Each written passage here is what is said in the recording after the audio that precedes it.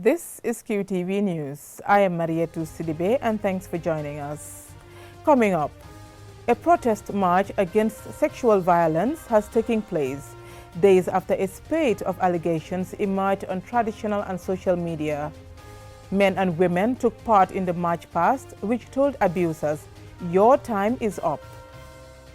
A day-long workshop aimed at finding solutions to reducing the number of road accidents has concluded. It was jointly organized by the Ministry of Works and the Sub-Saharan Transport Program. The Communications Industries Regulatory Body, PURA, held a workshop for radio broadcasters. The workshop sought to find ways of improving quality of broadcast content, among other matters. For more on this and other stories, stay tuned.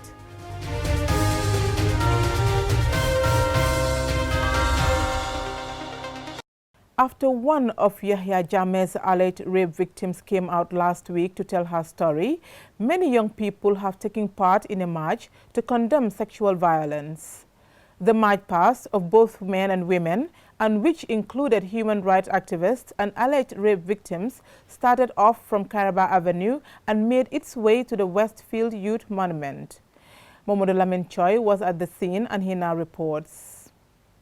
My body, my choice! My body, my choice! My body, my choice! My body, my choice! We speak! We speak! We march! We march! We speak out! We speak out! This is our truth! This is our truth! Our silence is their protection, and abusers, your time is up, are among the slogans on this protest march. A group of young people chose the early morning of July 4th as the day to take to the streets, Kairaba Avenue to Westfield, to speak up against sexual violence against women in the Gambia. They say rape has no place in the country anymore and that they are ready to take up the fight against it. They also say that for too long, victims have been silent out of fear or society's possible reaction if they spoke out. Some participants on the march plastered their mouths with red and black stickers signifying the need to an end to the culture of silence on rape. We break, the cycle and the silence, and a lot of women are really suffering. So I am inspired by women. I am motivated by all the horrendous other stories I've been hearing. And I think it's not fair for Yahya Jammeh to be in Equatorial Guinea whilst my silence protects what he has done to me. Yeah. The march, which was dominated by girls and women, was not only for them. Men were out to show solidarity to whom they called their sisters, moms and so on. We asked why the event was important to them. Men are normally the perpetrators. Women are the victims. And therefore, seeing men come out, it sends a strong signal to other men that this is unacceptable. Because, the power relations in our society is tilted towards men. We live in a very patriarchal society. And the people who commit these crimes are mostly people with power.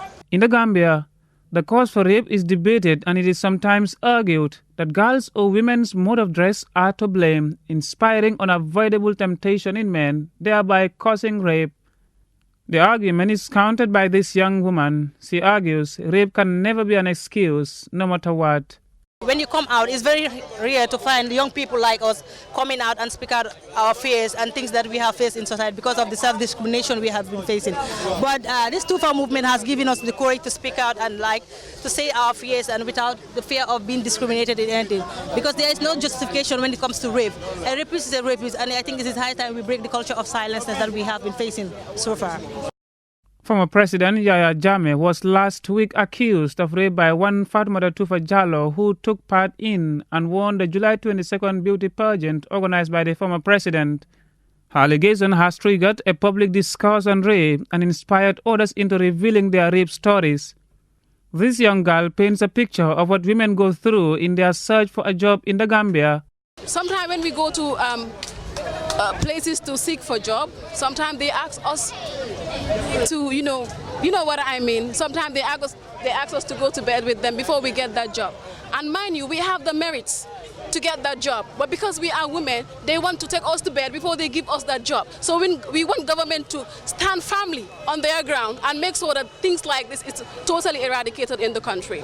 Following the public allegations against the ex-president, the Minister of Justice issued a statement encouraging rape victims to follow suit.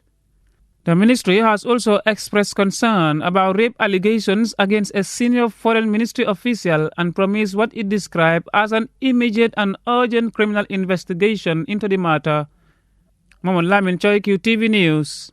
Zero tolerance to sexual violence. Zero tolerance to sexual violence. Zero tolerance to sexual violence. Zero tolerance to sexual violence. Zero.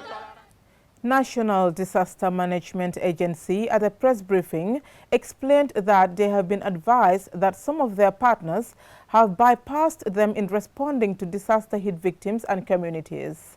Maria Tussar reports. The Gambia National Disaster Management Agency is responsible for disaster management in the country. Recently, provincial parts of the Gambia have been hit by a series of disasters and disaster-related issues, ranging from flooding to windstorm damage. In a single incident in the Upper River region, at least 1,248 people were displaced by the windstorm, which wrecked homes and left 3 people dead. The NDMA has given $7.1 million worth of support to the affected community. In addition to the NDMA's support, philanthropists and business owners have also been supporting these victims. Executive Director of the NDMA, Sana Dahaba, gave an outline of the number of disasters that have been registered and the amount of assistance they have received from governments, including foreign governments, individuals and organizations. The President himself, Adam Barrow, has donated 1,000 bags of rice to disaster victims, of which 500 were sent to URR and 500 were sent to CRR. In addition to that, the Chinese government, on behalf of the National Governing Council, I would like to acknowledge a receipt of $100,000, amounting to over $5 million, provided by the Chinese government to support the recently windstorm victims in URR and CRR. Additionally, Petrogas also provided $500,000 worth of food and non-food items. Serine Modu Diouf, Deputy Executive Director of the NDMA, says the agency has been informed that partners have bypassed the agency and gone straight to communities to give support. He appeals for partners' collaboration to avoid duplication of efforts. Reporting for QTV News, I am Maria Tussar. A day-long consultative workshop organized by the Ministry of Transport, Works and Infrastructure with support from the Sub-Saharan African Transport Policy to develop a road safety strategy for the Gambia was on Thursday held at a local hotel in Kololi. Babukar C. attended the session and this is his report. The Ministry of Transport, Works and Infrastructure is in the process of formulating a national road safety strategy with support from the Sub-Saharan African Transport Policy Program. The day-long event involves stakeholders across the country coming together to develop a national road safety strategy. Standing in for the WHO country representative in the Gambia, Mamadou Gassama, said the statistics on road accidents is alarming and therefore expects the workshop to come up with urgent mechanisms to tackle road accidents. We were quoting 1.32 million in 2000 when WHO prepared the first, and World Bank, the first global report on injuries, road traffic injuries. This was way back in 2004. We were quoting like 1.2 million or so. But now the figure is rising. So that's one fundamental message we have to carry in this work. What's happening?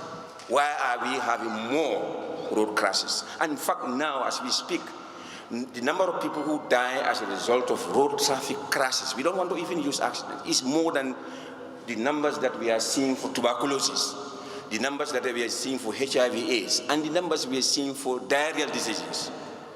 So it's now the 8 leading causes of all the deaths for all grade groups in this world. We have to understand that. That's the second message. Road traffic injuries are representing 8 of all the deaths.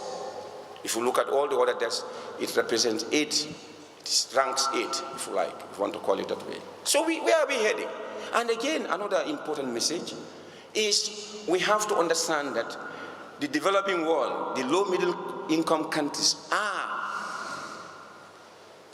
producing 3 times the number of deaths or crashes, 3 times higher than those in developed countries. Delivering the keynote address on behalf of the Minister of Transport, Works and Infrastructure, Louis Moses Mendy, said the workshop could not have come at a better time following a successful update of the National Transport Policy. It is evident that road traffic crashes are a serious global problem which needs urgent action. The crisis can be illustrated in several ways. However, in the Gambia, reported fatalities and serious injuries have jumped to 169% from a three-year average of 216 between 2005 and 2007 to 580 in 2014 to 2016. The problem continues rising since then. What even makes these statistics worrisome is the fact that the World Health Organization in 2015 estimated that for every one fatality recorded in the Gambia, there are actually 4 fatalities that occurred. Road accidents lead to the loss of many lives in Africa due to a number of factors, the major ones being experienced drivers who drive without having gone through required training courses, corrupt officials, stress, excessive speeding, and personal judgment affected by alcohol. Babu Karsi, QTV News. We will go with a short commercial break, and the news continues when we return. QCell proudly brings you yet another new number series, the 52 and 53 number series. We now have a massive subscriber base of 1.2 million that is still expanding. So QCell is also expanding its number series to accommodate more people as they join our amazing network. The new 52 and 53 number series have the same fantastic services and the same great charges as the 3, 50 and 51 number series. No different. Call, text, browse the net and roam all over the world with the 52 and 53 number series. There are no limits as you communicate with the Gambia's trusted network. QCell Sunyubus, the Gambia's quality network. Life is sweet like chocolate. I'm steady counting blessings every day. It's show time, it's fashion time. It's happening live at Q City the 13th of July. It's Tobaski style. Don't miss any moment of our Tobaski catwalk. Make your Tobaski outfit choices with classic designers featuring at the show Samuras, Esdam, Aka Creation, Ada Creation, ANS Design, Gora Bitek, Wali Shop, Schoolboy Shop, Ruru Doll, ML Creation, S&D International, Oldest Creation, CK Creation, among other classic designers. Tickets VIP $500 and regular $200 only. Come join the exciting fashion journey with QTV's Tobaski style on the 13th of July at Q City. For more information and tickets inquiry, please call 3244 or send us an email at marketing@qtv.gm. Now the young nigga be ballin'. Welcome back. If you're just joining us, this is QTV News. Information Communication Technology equipment was presented to the Gambia Law Enforcement Agency. The equipment will be used as part of West African Police Information System and Interpol to combat transitional organized crime and terrorism. Babkar Sise reports. WAPIS is an ECOWAS program funded by the European Union and implemented by Interpol. The director of Interpol, Dag Alarts, explains the importance of criminal data collection and also urged Gambian authorities to implement the program effectively. With the WAPIS program, the aim is to respond to some of the security challenges faced by the West African countries. These challenges include the absence of a criminal data sharing platform for law enforcement agencies in the region. WAPIS is a tool that will allow law enforcement agencies in West Africa to collect, to manage and to share criminal data at national, at regional, but also on a global level. We will not be able to do it without you. We therefore urge the authorities of the Gambia to make all the legal and technical arrangements necessary to ensure the successful implementation of this program. The European Union representative Enyo Brown says a quick response to solving criminal cases is essential and that West Africa lacks proper data management systems. Almost the entirety of police data in Western African countries is paper-based. This situation seriously impacts police work, as paper-based data is difficult to retrieve, search, share, and analyze. Therefore, impending investigations, police controls on persons and goods, and data sharing at all levels. Organized crime and terrorism know no borders. It is essential for law enforcement authorities around the world to be able to know quickly if an individual is wanted by another country or if a firearm is reported as stolen. The Minister of Interior, Ibrahim Balo, says communication equipment are needed to expose criminal activities. The added value of this initiative is the combined law enforcement expertise of Interpol and the unique expertise of the ECOWAS member states, national law enforcement agencies, international bodies supporting efforts to end safe haven for criminals. The ECOWAS political advisor to the Gambia, Claude Kondo, says the donated equipment will ease the work of the Gambia law enforcement agencies in carrying out their duties. I am of the firm conviction that with the availability of these IT equipment, the Gambia Police will now make maximum utilization of relevant qualitative and quantitative data to effectively and efficiently discharge their duties. The equipment will be used to collect, store, and share data among West African Police Intervention System, WAPIS, member states, and Interpol, to tackle crime such as drug trafficking, human smuggling, and global terrorism, among others.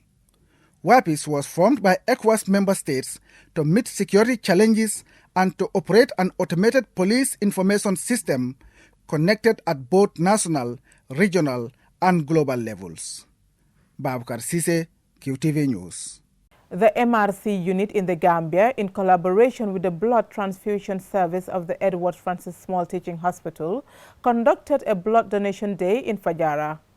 This has become an annual event in which staff of the MRC donate much-needed blood to the national blood supply. Ajibintu Drame reports. Donors are consulted first and then tested to know their blood type and other important details. Unfortunately, some who turned up hoping to donate were unable to do so due to having a low blood count. Georgia Walker, a 27-year-old, says she has donated 30 times in Australia, but this is the first time she has done so in the Gambia. She explains how she feels and encourages others to donate blood. Georgia also says that no matter the skin color, blood types are the same, so everybody should donate if they can. And I think blood is an incredibly precious resource, and we're lucky that all of us have it. And so I'd say if you're feeling well and if you're able to come and give blood, then absolutely do. Absolutely, yes. All of our blood is the same colour. You can't tell the difference looking at the blood bags, of course. And yeah, as long as the blood types are the right match, and the blood has been screened and it's nice and healthy, then it can be given to anybody. It doesn't matter who's the donor or who's the recipient. Although some did not get a chance to donate, many others did. Luckily for Baba Dabo, a donor who scored blood count of 16.5 explains what he does to maintain good health. He urges everyone to donate blood whenever possible, as every life counts. I think it has to be due to my balanced diet. I try to keep myself healthy. I'm not very physical. I'm not somebody who goes to the gym regularly, but I make sure I walk long distances and I make sure I have regular sleep. I make sure the food I eat is not just balanced diet, but is not oily. It's not oily. It's not what you would regard as junk food. I try to make sure that my diet is okay and is something that I enjoy. distressing is to go to the hospital, your loved one is ill and you are unable to donate blood due to one reason or the other, and there isn't sufficient blood for that person's life to be saved. So if unfortunately in the event that person passes away, I mean, it is very distressing. So I'll encourage everybody, Gambians, non-Gambians, as long as you live on our soil. Dr. Okpara Chibueke, a staff physician at MRCG, explains some of the possible causes. He also explains the importance of blood donations and gives some recommendations.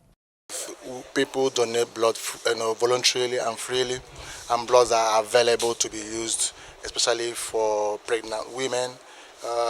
It's a known fact that bleeding in pregnancy or hemorrhage, as we call it, is one of the commonest causes of death in the Gambian women who are pregnant. When you have blood available to help them, then you can avoid so many deaths that occur in pregnancy. So again, you have people that have road traffic accidents that need blood. You have people who have plans for surgeries as well that need blood. You have the malnourished children who are anemic that need blood. So having blood available is very, very important for the Gambian people. Also, it's important that you that is donating, there is a well-known study that shows that if you try to reduce the number of iron in your blood, it decreases your risk of cancer. So donating blood also lowers your iron level in your blood. And then having a good lifestyle, eating very well, doing good exercises, and then, you know, for women, it has to tie it to their menstrual cycle. So we try to target them, make sure you haven't seen your menses 2 weeks prior to your donation. Once collected, the blood is later taken to a blood bank for use when the need arises. A person needs to have a blood count of at least 13 in order to be eligible to donate blood.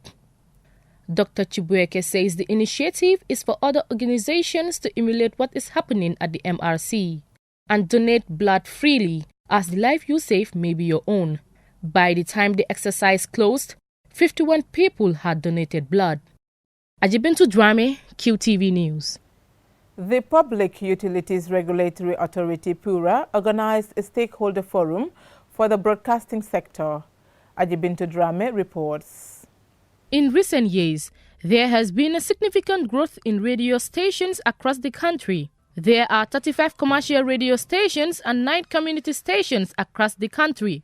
The workshop hopes to encourage professionalism and regulate how news is filtered to audience. Ansumana Sane, Director General of PURA, says PURA's objective is to encourage and promote consumers' interests, and that the workshop is also important to create dialogue between those in the industry, as well as to regulate the media in terms of the information given out and the tune and language used. Regulator responsible for licensing in broadcasting, PURA has a number of objectives which ranges across both commercial and technical considerations.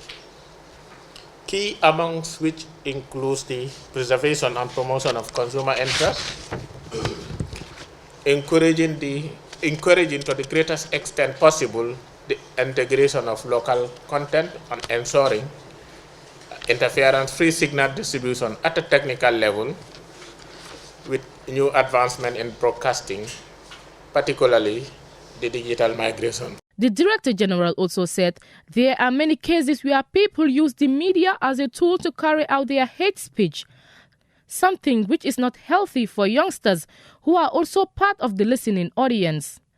Ali Ungom, board chairman, says a forum of this is not only a learning process for seasonal journalists, but also as a means to collaborate and share information within the sector. This workshop, we hope, will create a platform for constructive dialogue between all participant stakeholders in order to inspire greater understanding of our individual roles, and in so doing, bring about a fresh perspective and arouse debate on issues that impact society as it relates to broadcasting. Amin Jai, Permanent Secretary of Ministry of Information Communication Infrastructure, urged the participants to take the workshop seriously adding that in the past, radio stations had been self-regulating, leading to the unprofessional ways some media personnel pass on information to consumers. Buba Gajigo, a participant from Sen FM, expects the workshop to have an impact in his profession, going on to say he wished Pura could address how fake journalists tarnish the image of the profession. He also explained the challenges he faces and had words of advice for his fellow journalists. And there are so many things in the media that should be addressed. Looking at the pay scales, of the journalists right now in the media, looking at people that are going inside the media. Actually, some of them are not even. So there are so many things that they should address. So I think some of them are not even journalists, so they just join just like that. I think Pura have a lot of work to do in the Gambia. Looking at the people that they employed, is very, very difficult. Sometimes, paying the journalists themselves is very, very difficult. Looking at the amount of journalists that are in a radio station, or the presenters that are in a radio station, how many people are paid. It's very, very important. You look at some other radio stations, they are paying only 2-3 presenters. So that's a very important point that Pura should address. There are so many hate pitches, especially in the media houses. Ajibintu Dwame, QTV News. Before we end this bulletin of the news, let's take a quick look at our main stories. A protest march against sexual violence has taken place days after a spate of allegations emerged on traditional and social media. Men and women took part in the march past, which told abusers, "Your time is up." A long-day workshop aimed at finding solutions to reducing the number of road accidents has concluded. It was jointly organized by the Ministry of Works and the Sub-Saharan Transport Program. The Communications Industries Regulatory Body, PURA, held a workshop for radio broadcasters. The workshop sought to find ways of improving quality of broadcast content, among other matters. That's all we have for you in this bulletin. Join us at 10 for another bulletin. Thank you for watching.